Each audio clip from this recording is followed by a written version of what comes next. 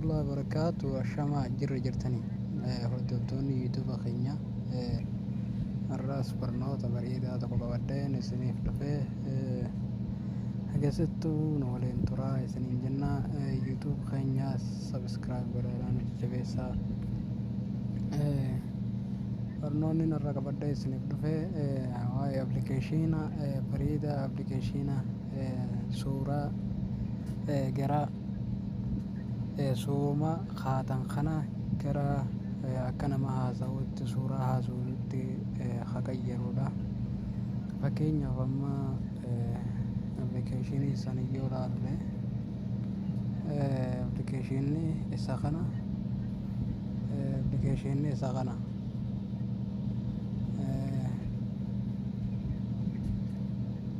application kana keessa seentanii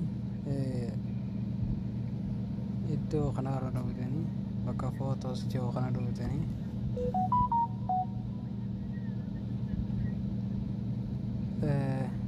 amma fakkeenyaaf suuraa kanarratti ilaallu suuraa elemooltuu kanarratti suuraan kun yeroo kana dhuftee bakka kana dhawatanii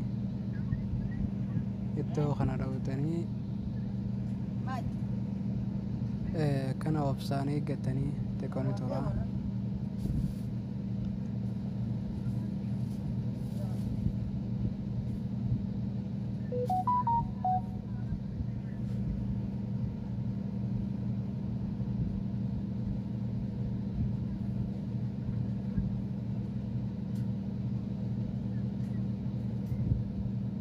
obsaan eeggadhaadha xiqqoon tura.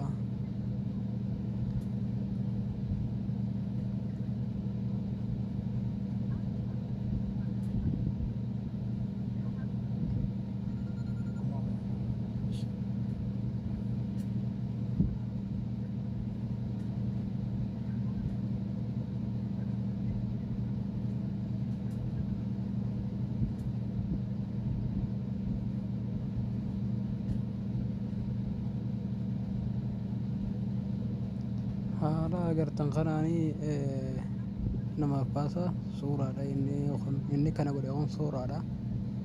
Kana caala application kun waan bareedaadha qaba.